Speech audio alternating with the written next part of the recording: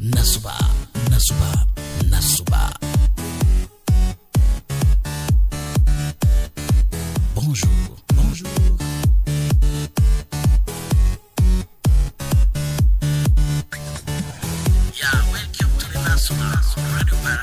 Welcome to Nasuba, le tremplin de l'actualité sur Radio Barako.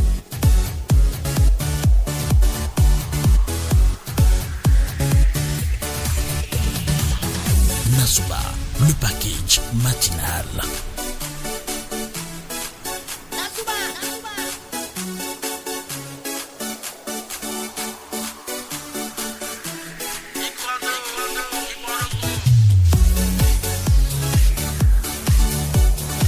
Mardi 13 mai de l'an 2025, déjà 6 heures passées de 18 minutes sur toutes nos fréquences. Jules Sobago à la mise en ligne de nos différentes émissions ce matin avec Didier Aina à la partie technique en direct avec vous, Prince Ernest. Ensemble, nous vous souhaitons la bienvenue. Tout le plaisir est pour nous de vous savoir déjà nombreux à l'écoute ce matin pour suivre Nasuba qui ne fait que commencer. La suite c'est pour 8 heures. C'est à 8 heures nous mettons fin à cette émission comme d'habitude et nous vous disons bonjour et bon réveil partout où vous nous recevez, mesdames et messieurs. Aujourd'hui, c'est le 13 mai déjà. Eh bien, c'est la journée mondiale de l'ingénierie pour l'avenir. De quoi s'agit-il? Restez avec nous. Vous aurez également sur cette tranche d'animation avant 7 heures, mesdames et messieurs, heure à laquelle vous aurez le journal parlé. Vous aurez les prévisions astrologiques, vous aurez l'éphéméride bien avant et vous aurez également les prévisions météorologiques. Que sais-je encore? La pensée du jour, le prénom du jour et bien d'autres informations utiles pour votre matinée. Restez donc avec nous. Nous commençons par vous installer avec Anna Teko qui chante Isénon, un peu comme pour dire Dieu, nous vous rendons grâce. À sa voix mielleuse, mesdames et messieurs, elle chante la foi en Dieu. Elle nous demande de rendre grâce. Mesdames et messieurs, ça ne fait que commencer par ici. C'est le réveil matinal dans le cadre de Nasuba de ce mardi 13 mai de l'an 2025. Anateko. Et nous profitons de l'occasion pour souhaiter déjà bon anniversaire à tous ceux qui sont natifs d'un 13 mai.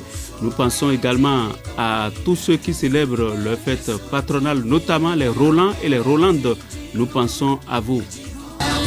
Bonne fête patronale à vous, Rolande. Voilà, nous pensons à toutes les Rolandes sans exception, à tous les Rolands sans exception. Eh bien, nous allons vous parler un peu des Rolandes. Voilà. Elles sont mystérieuses et cultivent un côté inaccessible pour charmer leur entourage. Rolande est courtoise et conciliante, mais peut soudainement se montrer dure et intolérante. La constance émotionnelle n'est pas dans le fort de Rolande où avec elle tout dépend du moment. Sa confiance en elle est en dents de scie. Parfois, de même, elle a une vision très optimiste de certaines choses, mais défaitiste d'autres. Elle rêve d'un monde plus juste et affiche une morale élevée. Elle est attachée à sa famille. Elle a un sens maternel très développé aussi. Rolande ne peut pas s'imaginer vivre sans avoir d'enfant. Elle est parfois indécise dans ses choix et ne sait pas toujours quel camp choisir. En revanche, concernant les décisions de son entourage, elle est toujours de bons conseils et a un grand sens de la justice. Elle sera parfaite dans un rôle de médiateur, de conseillère conjugale ou d'arbitre, Rolande. Voilà. Mais avec les hommes, comment elle se comporte? Restez avec nous, mesdames et messieurs. Rolande recherche un homme généreux et attentionné, mais qui sache lui tenir tête. Ses caprices peuvent en effet aller loin quand elle n'a pas de frein. Elle a besoin d'être amoureuse pour se sentir bien et envisage difficilement d'être seule. Mais Rolande a besoin de son espace, de ses libertés. Elle ne supporte pas la jalousie ou la possessivité. Elle recherche avant tout un rapport de confiance et ne se montre pas méfiante. S'il n'y a pas à l'être avec les hommes, Rolande a confiance en elle et en son pouvoir d'attraction. Donc, si vous cherchez une Rolande, sachez que c'est ça, hein. Vous la comprenez comme ça, elle vous accepte et vous continuez votre chemin paisiblement. Mesdames et messieurs, dans quelques instants, nous vous permettrons de suivre l'éphéméride, mais bien avant, la pensée du jour, la pensée de ce 13 mai de l'an 2025. Ce n'est pas grave si vous avancez lentement, Jules Sobago, du moment que vous ne vous arrêtez pas. C'est une pensée que nous empruntons à Confucius. Ce n'est pas grave si vous avancez lentement, du moment que vous ne vous arrêtez pas. Didier Aïna, c'est comme ça se passe. Hein, et merci à tous ceux qui ont choisi de suivre Radio Parakou ce matin avec nous. Merci pour l'amour. Infiniment merci. C'est pourquoi d'ailleurs nous vous dédions Brass Band Gangwe qui chante la gratitude Ena Tchenami. Un peu comme pour dire infiniment merci. Dans 2 minutes, vous avez droit à l'éphéméride. Nous serons avec Colombe Amandji, mesdames et messieurs. Juste après, nous suivrons ensemble les prévisions astrologiques avec Dorcas Tito Tchaledji sous la complicité de Prosper Fidéo. Nous saluons votre fidélité et nous vous encourageons également à suivre chaque fois et toutes les fois les programmes de Radio Parakou. Merci à tous ceux qui sont câblés dans les collines, dans la Donga, la Takora, la Libori, pourquoi pas le Borgou. Nous vous disons merci, infiniment merci de choisir les programmes de Radio Parakou déjà ce matin. 13 mai, c'est aussi la journée mondiale de l'ingénierie pour l'avenir, je le disais tantôt, mesdames et messieurs, à une époque où les jeunes semblent se désintéresser de plus en plus des matières scientifiques et techniques, il a paru nécessaire à l'IEE, la plus grande association technique au monde, de lancer une journée mondiale de l'ingénierie pour l'avenir. La date du 13 mai a été retenue car coïncidant avec celle de l'anniversaire de l'association née en 1884. Voilà qui annonce Colombe Amandji qui nous présente ce matin comme d'habitude l'éphéméride. C'est parti pour l'éphéméride et juste après, nous vous reviendrons pour plus de détails sur la journée mondiale de l'ingénierie pour l'avenir.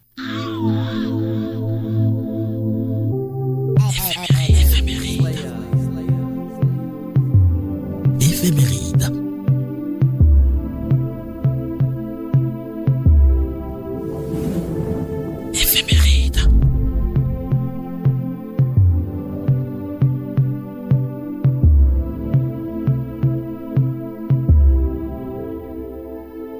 Nous sommes le 13 mai, le 133e jour de l'année. Amis auditeurs, bonjour et bienvenue sur Éphéméride. Prenons quelques notes. 13 mai 2008, Bernardin Gandhi, cardinal béninois, est mort à Paris, en France.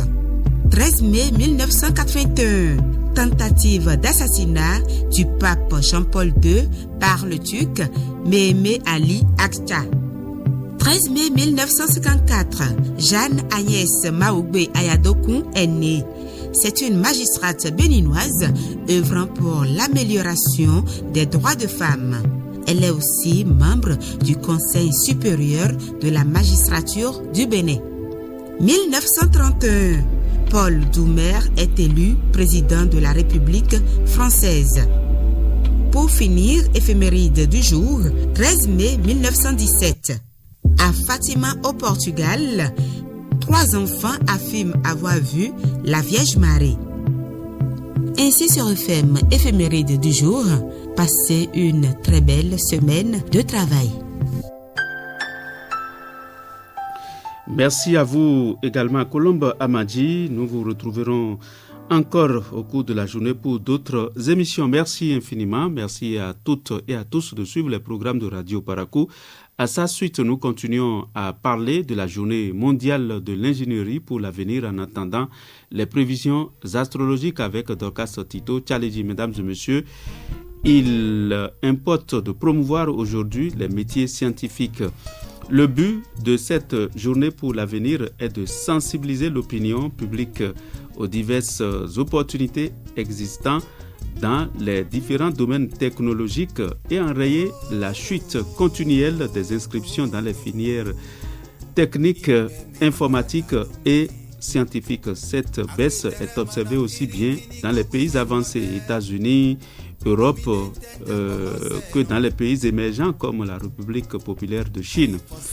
Ce manque de femmes, par exemple, et d'hommes formés aux disciplines scientifiques pourrait déboucher sur une pénurie professionnelle dans des domaines où se joue l'avenir de l'humanité, comme celui de la santé, celui de la recherche, celui des énergies renouvelables ou encore celui des télécommunications. Autant de choses dont nous avons besoin, n'est-ce pas, Jules Sobago? C'est comme ça. On a besoin de la science, de la technologie pour développer les pays. Edine Raymond, depuis la Donga, à partir de Djougou, bien entendu, s'invite dans le jeu. Dine à Raymond sur Radio Parakou, émettant de la cité des Kobourou. Mesdames et messieurs, nous continuons le chemin toujours avec les informations annoncées. Cette fois-ci, nous allons vous permettre de suivre, mesdames et messieurs, les prévisions astrologiques et nous sommes avec Dorcas Tito comme annoncé. Qu'est-ce que la journée du 13 mai de l'an 2025 nous réserve, mesdames et messieurs, sur le plan astrologique? Allons-y comprendre. Radio Parakou, bonjour. Bonjour, Radio Parakou. Radio Parakou.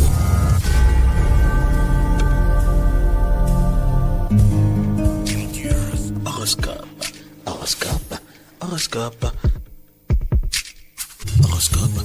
Dorcas Tito Tchaledji. Fidèles auditeurs de l'horoscope du jour sur Radio Parakou, bonjour. Que nous prédisent les astres ce mardi matin? Démarrons sans plus tarder votre balade astrale avec nos amis béliers.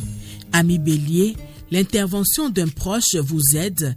Laissez-vous épauler sans culpabiliser ni vous poser de questions superflues. La solidarité est une des bases solides de l'organisation humaine. Vous aiderez aussi vos amis quand ils en auront besoin. Taureau, il est temps de dire ce que vous pensez. Votre créativité vous aidera à vous exprimer et à éviter les conflits. Les projets en groupe seront favorisés. Prenez le temps d'en discuter avec vos proches. Gémeaux, votre bienveillance, votre diplomatie et votre bonne humeur constituent des atouts non négligeables pour faire passer vos idées et entretenir d'harmonieux échanges. Votre positive attitude va vous permettre de récolter de belles satisfactions. Pour le premier signe de l'eau, veillez à persévérer dans votre vie quotidienne une relative sérénité et, même si l'ambiance conspire à vous broyer les nerfs, ne cédez pas ni à la confusion ni à l'exaspération et consacrez-vous à l'élaboration lente mais fructueuse de votre vie future. Pour nos amis lions, il règne une très bonne ambiance pour améliorer vos relations, renouveler vos fréquentations et pour vous faire aimer comme vous le désirez. Amis Cancer, la journée est propice pour dialoguer à cœur ouvert et partager de bons moments avec vos proches. Vierge, aujourd'hui, vous allez pouvoir couper court avec la routine. Vous allez avoir raison d'accepter de prendre un bain de foule. C'est donc le bon moment pour sortir, aller au-devant des autres, faire le plein de loisirs et d'activités diverses. Balance, vous portez en vous un espoir qui est fécond. Suivez vos intuitions sans crainte et allez de l'avant en toute confiance. C'est le moment de croire en votre petite voix intérieure et de foncer sur les sujets indispensables à votre épanouissement. Scorpion, Ne confondez pas sérénité et paresse. Vous n'êtes pas très bien organisé, vous êtes distrait ou maladroit, ne décidez rien d'important, attendez un jour ou deux, le temps de retrouver tout votre sens pratique et votre dynamisme. Sagittaire. Pour nos amis sagittaires, aujourd'hui votre morale sera excellent. Personne ne pourra y résister. Le succès est à portée de main. Foncez. Vous avez tous les atouts nécessaires pour parvenir à ce que vous désirez. Alors ne laissez pas passer votre chance. Capricorne. Pour nos amis Capricorne, vous persévérez dans vos activités, vos qualités trouvent des terrains fertiles pour s'exprimer et vous prenez un certain recul sur vous-même. Tout cela vous permet de reprendre confiance et d'utiliser votre intuition. Verseau.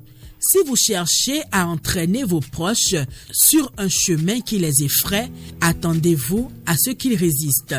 Pas question de passer en force, mais de bien prendre le temps de leur expliquer le remous intérieur que vous traversez actuellement. Poisson pour finir, le ciel se dissimule dans l'ombre et votre énergie généralement inépuisable en pâtit. Vous regrettez probablement le temps où vous cavaliez librement dans la savane. L'indépendance est rayée du programme et vous soupirez un peu las et visiblement nostalgique. Stop et fin de votre balade astrologique pour le compte de cette journée. Prenez déjà le rendez-vous de demain, même heure, même fréquence. Radio Parakou. Au village à Furungo, Gumparu, Gumori et Koke, dans la commune de Banikwara, tout le monde a suivi déjà les prévisions astrologiques, bien entendu, avec Dorcas Tito, Tchaledi et Prosper Fidéon. Nous continuons le chemin avec Comelia, mesdames et messieurs, en matière musicale, en attendant de vous revenir avec les prévisions météorologiques de ce 13 mai 2025 dans tout le nord et dans les collines. Comelia sur Radio Parakou, émettant de la cité des Kobourou, mesdames et messieurs, restez toujours avec nous parce que nos programmes se poursuivent. La matinée ne fait que commencer, le réveil ne fait que commencer. Et détails concernant ces prévisions que vous avez déjà eues avec Dorcas Tito. Un peu comme cette émission, cette rubrique du réveil, nous avons aussi les météos qui vous parviendront dans quelques instants. Notez que ce n'est pas grave si vous avancez lentement, du moment que vous ne vous arrêtez pas. C'est une pensée que nous empruntons à Confucius ce matin pour votre méditation. Merci à toutes et à tous de méditer avec nous. Si vous êtes, et bien entendu, de l'autre côté de Djendjiré, Berry, Tanguieta, Gorobani à Tanguieta, Mamoussa toujours à Tanguieta, recevez notre bonjour, mesdames et messieurs. Eh bien, quel temps fait-il aujourd'hui au Bénin? Merci de vous réinstaller. Et nous commençons par les collines. Aujourd'hui, dans les collines, le temps deviendra plus incertain et toujours ce matin et en cours de journée. Comme hier, alors les températures fluctueront entre 25 et 37 degrés Celsius au cours de la journée. Aucun risque de plus cependant. À Parakou et dans le Borgou, en général, il fera beau temps. La température varie entre 25 et 38 degrés Celsius. La fiabilité de la situation est bonne, pas de risque de pluie. À Kandi, il fait beau temps aussi. La température va de 28 degrés Celsius à 41 degrés Celsius. Aucun risque de pluie. Natitengu, il fait aussi beau temps toute la journée. La température fluctuera entre 24 et 35 degrés Celsius. Aucun risque de pluie. Je l'ai dit et je le répète, pas de pluie à Nati et environ aujourd'hui. Dans la Tonga, à partir de Djougou, la température est de 24 degrés Celsius ce matin. Dans la journée, il fera 36 degrés Celsius. Aucun risque de pluie aussi. Merci à toutes et à tous de suivre les programmes de Radio Parakou. Nous continuons en musique en attendant de retrouver Prosper Fidéon et Laurent Agossou pour les subtilités du français. Et nous faisons un clin d'œil à notre doyen Soulé Amadou, toujours câblé radio Parakou, ici à Parakou. Merci infiniment d'être avec nous. En tout cas, avant les subtilités du français, dans quelques instants, nous sommes avec les frères Guédengue qui chantent au Dandewato pour votre plaisir. Que nous réservent les subtilités du français ce matin, mesdames et messieurs? Eh bien, la question est posée et la réponse aussi est déjà là avec Prosper Fidéon et Laurent Agossou. C'est parti donc pour les subtilités du français. Déjà 6 heures passées de 55 minutes, voire 56 déjà, sur toutes nos fréquences. Restez avec nous, mesdames et messieurs. Les subtilités du français. Prosper Fidéon, Laurent Agossou. Les subtilités du français, c'est autour d'un mot, la locution et la prononciation du jour. Les subtilités du français pour vous aider dans le maniement de la langue française. Marwan Sabizengi est à la prise de son, ami des subtilités du français, bonjour. Bonjour Prosper. Bonjour Laurent, comment vas-tu mon cher ami? Ça va très bien, merci. Les subtilités du français.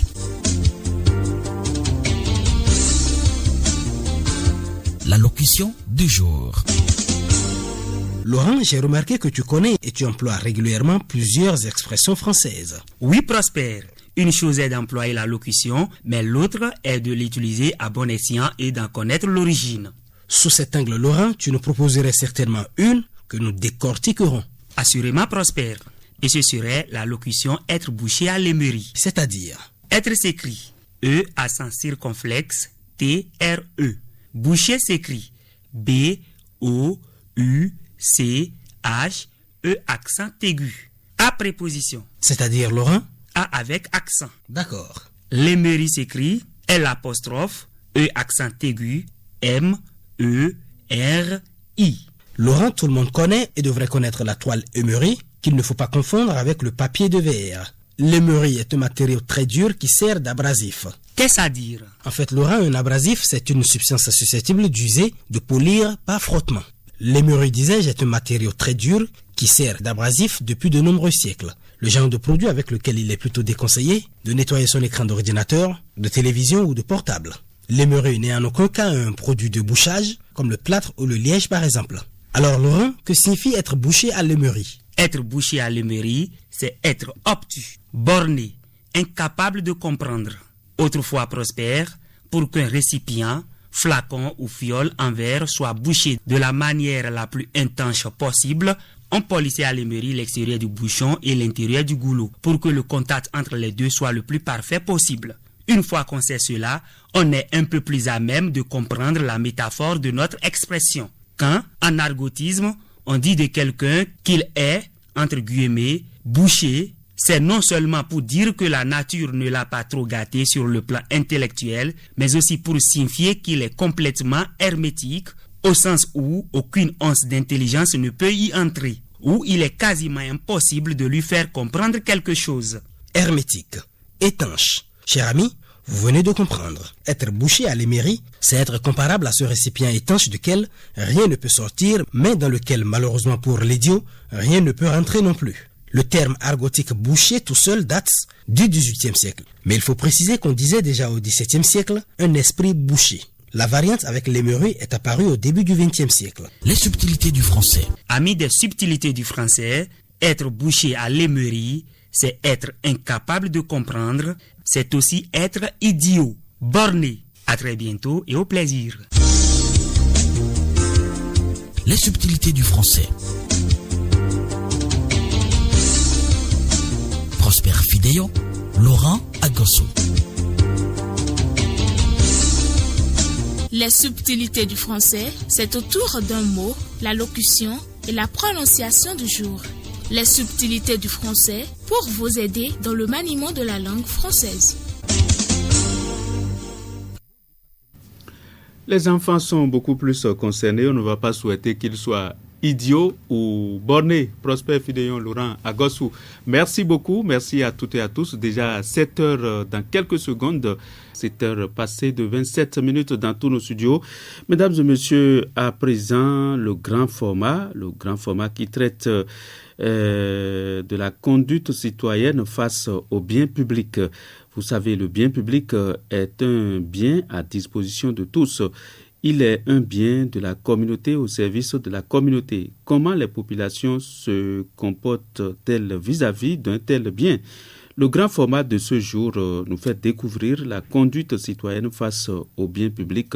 C'est une réalisation de Kolaolé Boniface Biaou. Un bien public est un bien que chaque individu peut consommer ou dont il peut jouir. Il répond principalement à 2 critères, à savoir la non-rivalité et la non-exclusion. Le premier signifie que sa consommation par un individu ne prive pas un autre individu de le consommer de la même manière. Et le second désigne le fait qu'une personne ne peut en aucun cas être privée de consommer ce bien. Ces 2 critères imposent alors un usage sans dégradation du bien public et une préservation judicieuse de ces biens. Voyons ce qui se constate de l'utilisation des biens publics. Les populations dégradent les rues. Les gens détruisent systématiquement les abords de ces ouvrages-là. Il y a ceux qui guettent l'arrivée des pluies, qui sortent les ordures, qui vont aller boucher ces ouvrages-là. En plus, ceux qui installent des cuisines et sommaires au bord de ces ouvrages-là. Ils installent leur foyer et ils polluent à tout moment les abords. Les places publiques sont devenues des dortoirs où on commet des actes ignobles. Une débauche totale se fait constater. On prend aussi les places publiques pour des lieux de toilettes où on urine à volonté, on défèque comme on veut.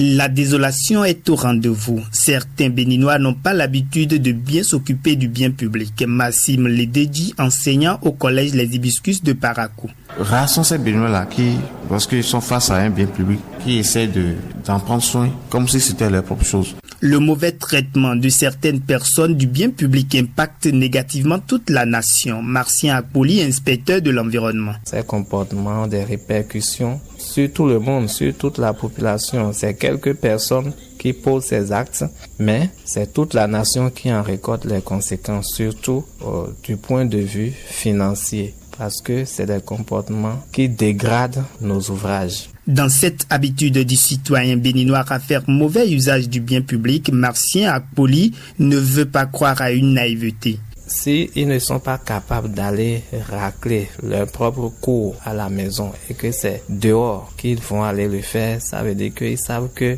l'acte qu'ils sont en train de poser n'est pas à conseiller. Et comme il s'agit des biens publics, ça ne leur dit rien puisque la compensation financière ne sort pas de leur poche. Nicolas Sefandé, enseignant, regrette que les Béninois se refusent de comprendre que le bien public doit être traité mieux que leur propre bien. Est-ce que ces gens-là que nous appelons citoyens connaissent ce qu'on appelle le bien public? Parce que j'ai l'impression qu'ils pensent que tout ce qui est construit, réalisé par un certain État est une chose qu'il faut banaliser. Personne ne sait que ça vient de l'argent du contribuable. Et le contribuable, c'est les citoyens. Ils ne savent pas que c'est leur propre argent qui servent à construire tout ce qui est érigé et qu'il faut respecter cela.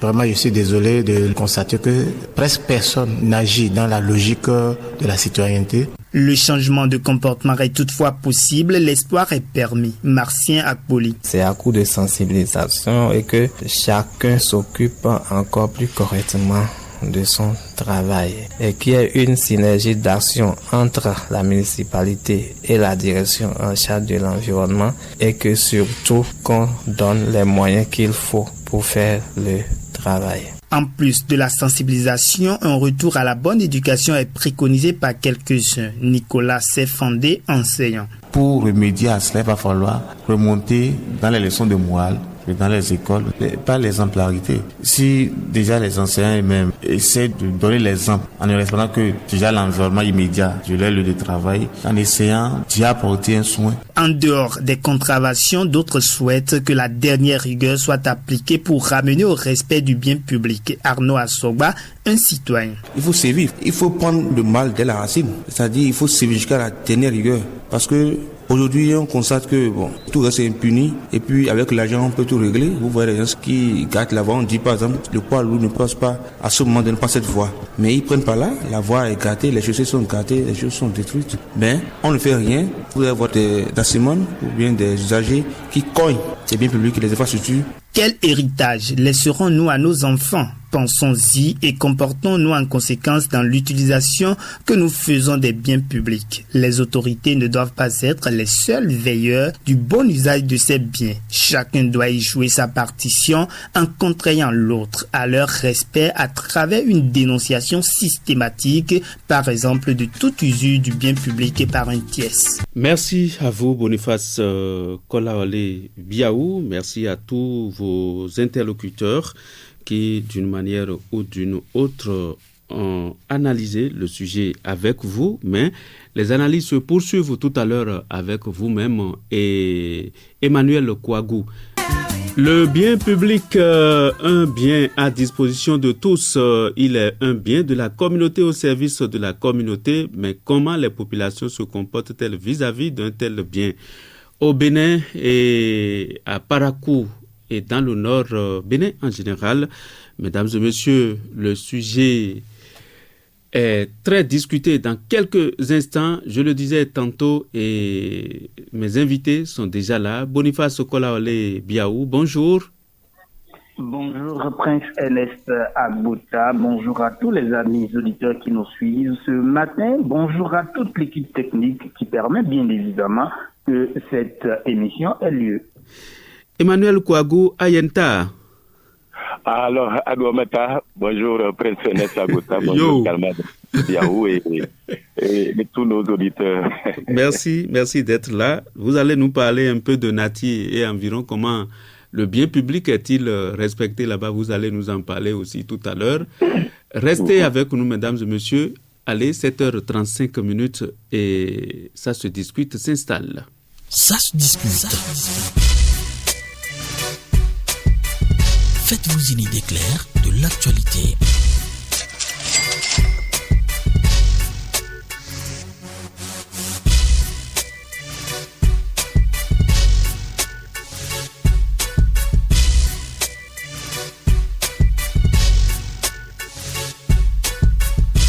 Très heureux de vous retrouver, chers invités, chers auditeurs à l'écoute. Eh bien, le bien public, un bien à disposition de tous, c'est un bien de la communauté au service de la communauté. Mais comment les populations se comportent-elles vis-à-vis d'un tel bien? Nous allons en parler. Nous sommes avec Boniface Kolaole Biaou, journaliste à Radio Parakou, de même que Emmanuel Kouagou, journaliste à Radio Parakou. Ils sont là. Eh bien, le comportement des populations vis-à-vis des biens publics, ça pose un problème à suivre le grand format de Boniface Kolaole Biaou. On comprend que le bien public n'est pas du tout respecté. Alors, dites-nous, Boniface, quelle perception les populations ont-elles du bien public pour que les choses soient ainsi? Merci Prince Ernest Agbota. C'est ordinairement à croire dans l'esprit de bon nombre des populations au Bénin que quand on dit le bien public, c'est à croire que c'est un bien qui n'a pas de propriétaire. C'est quelque chose qui est là et puis il faut tout simplement massacrer ce bien-là. Il faut tout simplement en faire ce qu'on veut.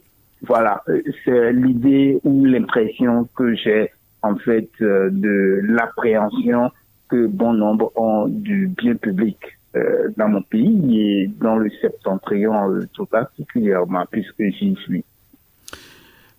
Alors, Emmanuel Kouagou, selon vous, comment les populations perçoivent-elles le bien public ici à Parakou, dans les autres communes du Nord Bénin, en Nati, un peu partout? Malheureusement, c'est ce que vient de dire Boniface Biaou. Quand on regarde bien, on analyse, on comprend que le citoyen béninois pense que le bien public, ce n'est pas à lui. Le bien public, c'est pour le gouvernement, c'est pour l'État, que l'État a suffisamment les moyens pour réparer, que ça soit protégé, que ça soit entretenu ou non, cela ne le regarde pas.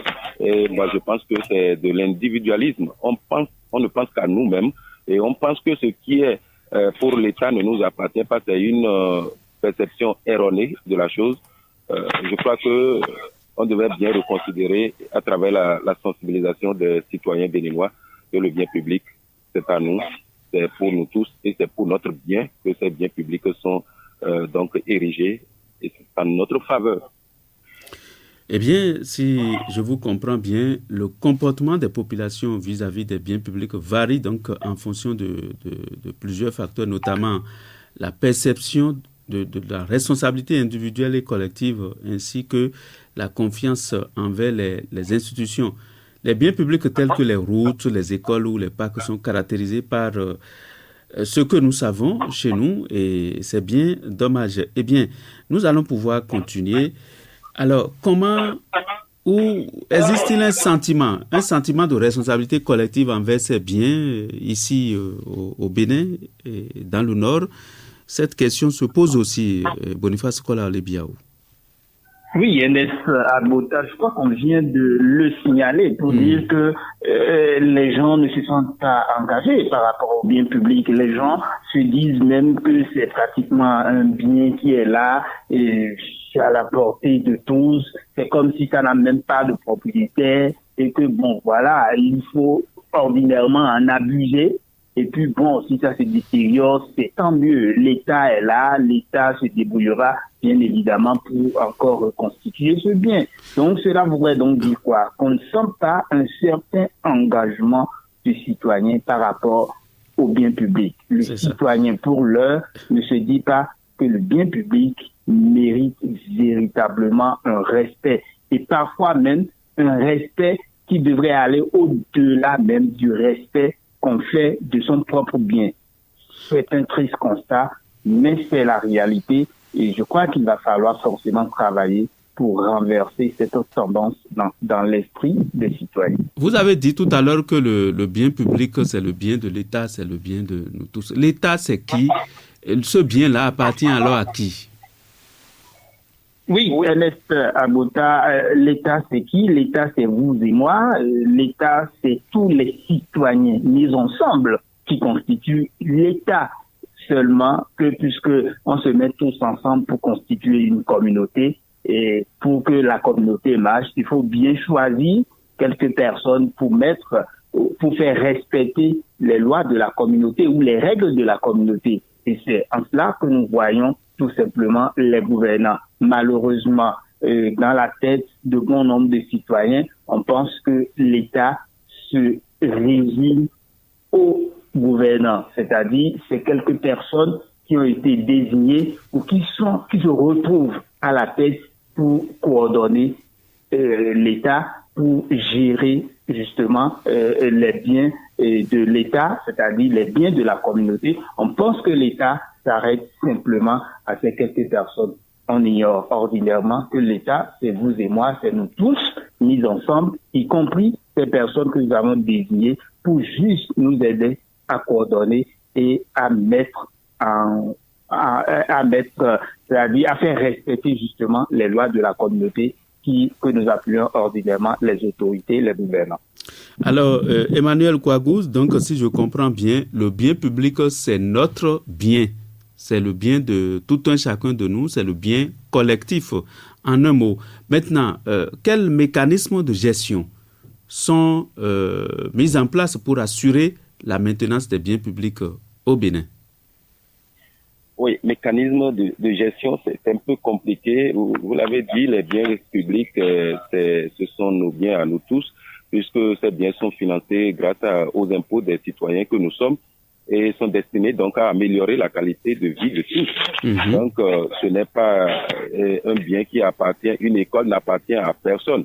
Un centre de santé construit dans un arrondissement qu'on appelle Kouaba n'est pas à Emmanuel Kouagou. C'est pour tous ceux-là qui habitent dans la zone et qui pourraient avoir besoin des services sanitaires qui se rendront là-bas. Ce n'est donc pas pour le ministre de la Santé non plus. Donc c'est pour nous tous.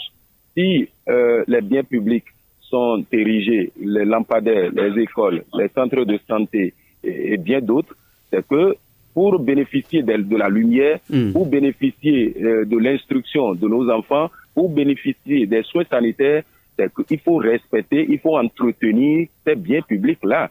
Malheureusement, pour ma part, je constate que on vandalise, on n'entretient pas même les espaces publics qu'on fait pour que les citoyens aillent se distraire. Personne n'y prend soin. Ce sont des sachets, on les jette là partout et on a tendance à croire que c'est l'autorité communale qui va venir donc les ramasser pour nous. Et tout ça, ce n'est pas bien. Et l'autre problème qui se pose dans le respect ou bien dans le respect des biens publics, c'est que on a tendance ici au Bénin à tout politiser. Je m'en veux pour exemple. Une fois, il y a de cela 3 ans, 4 ans environ, à Natitengu, quelqu'un maladroitement, un chauffard est allé cogner un lampadaire solaire qui est tombé après les travaux d'asphaltage. Et toutes les gens se sont saisis du dossier et ont amené ça à la mairie. La mairie devrait l'interpeller avec l'aide de la SBE pour essayer de le chiffrer. Et ce bien public-là pour qu'il puisse le restaurer. Mais l'affaire dont je parle a pris une ampleur qu'on ne pouvait pas imaginer.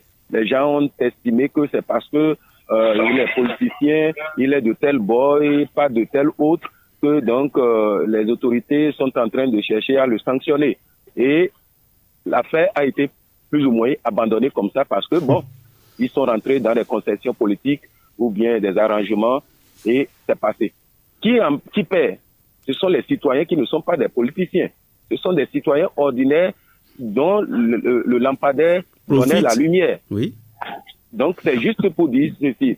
Il faut qu'on arrive à se départir de ce comportement qui nous amène à vandaliser le bien public sans remords, sans se reprocher quelque chose, sans savoir que oui, j'ai commis une faute, parce que j'ai pénalisé toute une population qui ne pourra pas jouir désormais de la lumière ou du bien public que j'ai détruit. Et je pense que les autorités devaient réfléchir dans ce sens-là. Alors, Boniface Kolaole Biaou, à la suite de cette explication ou de ces détails de Emmanuel Kouagou, je voudrais savoir comment les autorités locales, parce que c'est vous qui avez signé le grand format, vous êtes allé certainement sur le terrain. Comment les autorités locales et nationales impliquent-elles les citoyens dans la gestion des biens publics?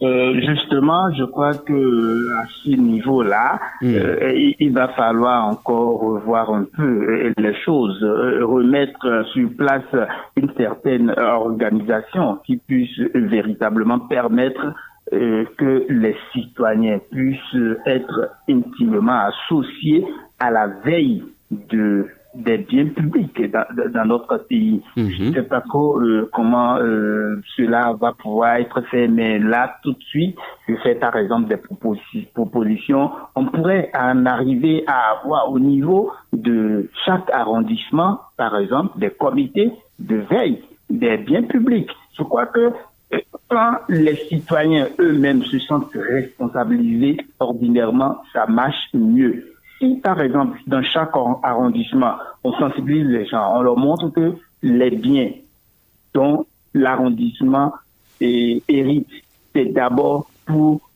le bien, pour le service des populations qui vivent dans cet arrondissement. Et que tous les citoyens qui vivent dans cet arrondissement doivent véritablement s'unir, travailler pour que ces biens puissent vivre longtemps et puissent mieux se porter.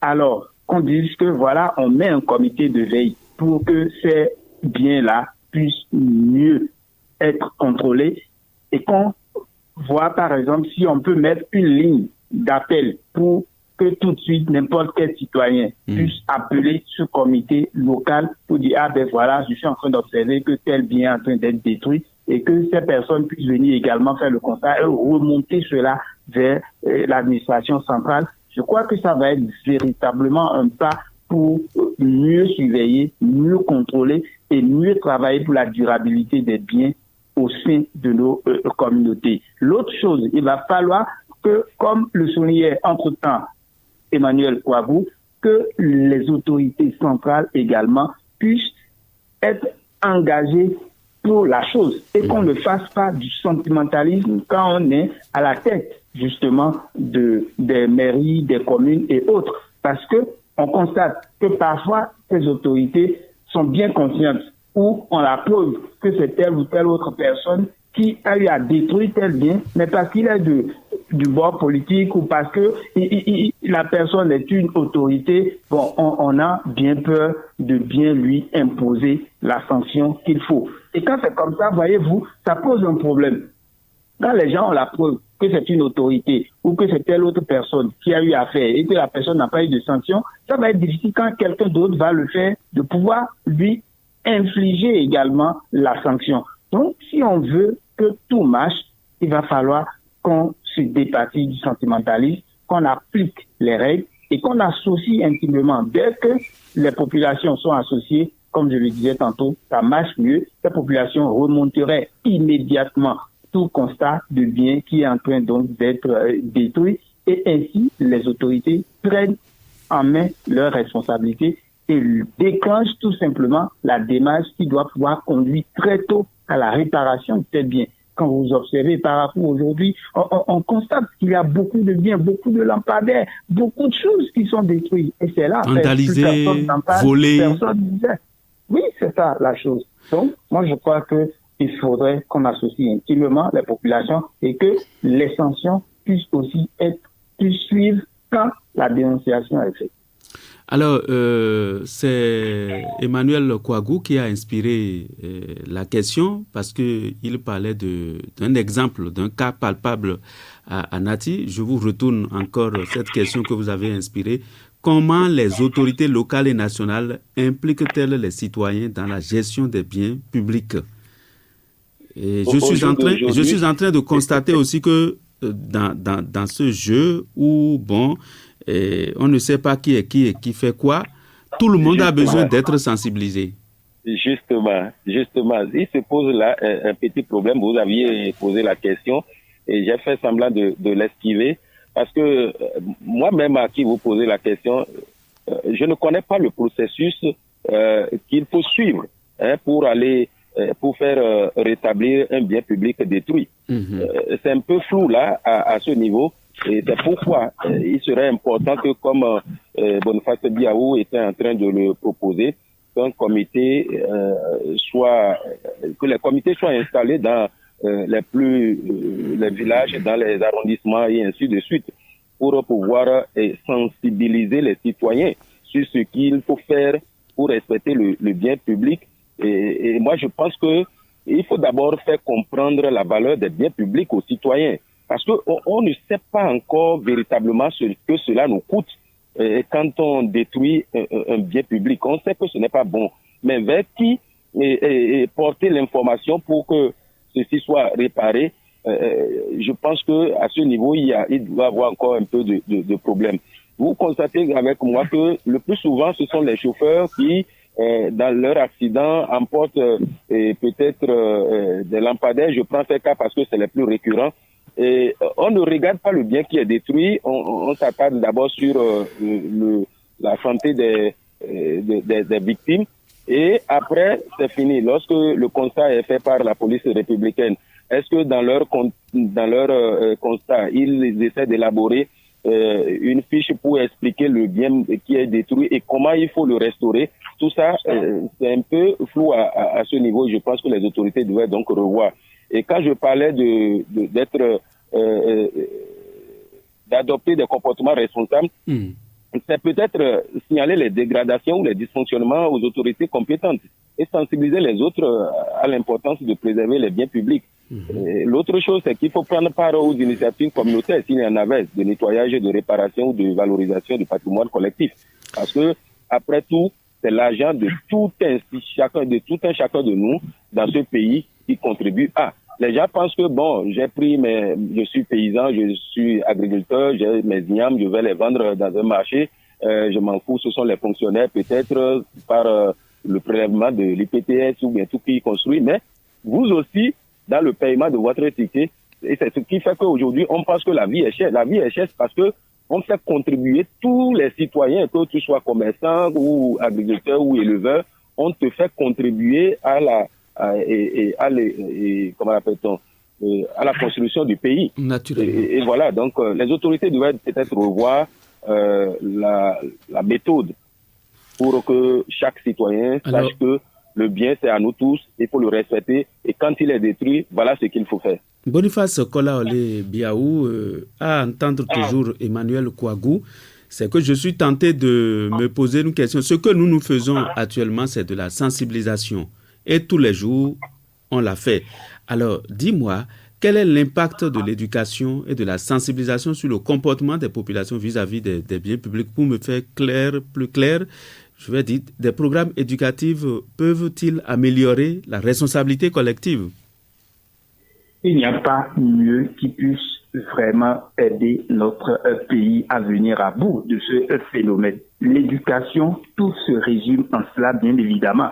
Voyez-vous, si tous les citoyens déjà à la base sont éduqués à être sensibles aux biens publics et à respecter ces biens, forcément, nous allons avoir des citoyens du type moderne qui ont donc le respect du bien public et qui s'appliquent forcément à donc respecter ces biens publics et qui, quand ils deviendront aussi autorités, travailleront forcément à ce que le bien public soit respecté et conservé. Donc moi je crois que tout part de l'éducation et il va falloir que nous revoyions justement les choses dans ce sens, qu'on puisse travailler pour que déjà très tôt le jeune enfant à l'école soit éduqué et comprenne que le bien public, on doit le respecter, on doit travailler à ce que on construise toujours le bien public et qu'on comprenne que c'est d'abord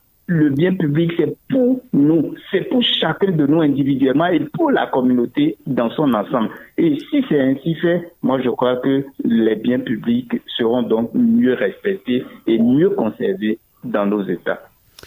Merci à tout un chacun de vous. Boniface Kolaole Biaou, merci à vous. Merci à Emmanuel Kouagou pour la disponibilité. Oui, très rapidement.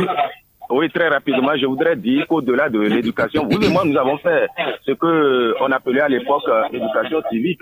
On a fait la morale. Et ça fait qu'aujourd'hui, nous savons que détruire ou bien le vandalisme n'est pas une bonne chose. C'est ça. Mais au-delà de la sensibilisation, de l'éducation, il faut que la répression commence et que les gens sachent que... Il faut qu'on sanctionne. Puisque nous tous... Oui, il faut qu'on sanctionne. Maintenant qu'on sait que nous tous, le vandalisme n'est pas une bonne chose, alors quand tu commets cette faute, c'est que tu dois être puni. Sans ça, on va toujours continuer par dire oui, nous savons, mais il n'y a pas de sanction. Et donc, vous savez que le Béninois, nous sommes un peu têtus, excusez-moi de thème. Quand on sait qu'il n'y a pas eu la sanction qui s'ensuit, c'est que rien n'est fait. D'accord. Tous ces avis-là sont pris en compte et les auditeurs aussi sont à l'écoute, notamment les autorités et tout le monde d'ailleurs. Nous sommes tous concernés et ce débat-là se poursuit hors antenne et même dans les maisons, dans les bureaux où nous sommes écoutés. Bien à vous et très bonne journée. Et nous avons déjà à partir de 9h10, je vous le rappelle, la rubrique Opinion, ou bien l'émission Opinion. Voilà, l'émission Opinion de ce mardi 13 mai 2025. Selon vous, quelles sont les qualités et les valeurs qui font d'une infirmière ou d'un infirmier un excellent soignant, une excellente soignante? Est-ce que c'est l'empathie? Est-ce que c'est la patience? Est-ce que c'est le professionnalisme? Est-ce que c'est l'écoute, le sens du devoir? Autant de propositions sur lesquelles nous vous invitons à se prononcer déjà à partir de 9h10. J'espère que vous serez nombreux à nous retrouver tout à l'heure. C'est juste une parenthèse entre l'heure à laquelle nous parlons et ce rendez-vous qui s'annonce très bien. Nous sommes au 01 96 21 50 40. Pour ceux qui ne le savent pas, sachez que c'est en même temps notre numéro WhatsApp et nous avons notre page Facebook également qui accueille vos différents points de vue, vos opinions, mesdames et messieurs, comme le nom de l'émission l'indique. Prince Ernest Agouta avec la complicité technique de Didier Aïna et de Jules Sogbago ont coordonné et animé, bien entendu, l'émission Nasouba de ce mardi 13 mai de l'an 2025. Ensemble, nous avons fait le travail. Vous avez apprécié, je crois. Que Dieu nous donne longue vie. Demain, s'il plaît à lui, s'il plaît à Dieu, on se retrouve encore déjà à partir de 6h15 pour un autre rendez-vous. Merci à toutes et à tous. Nos programmes se poursuivent.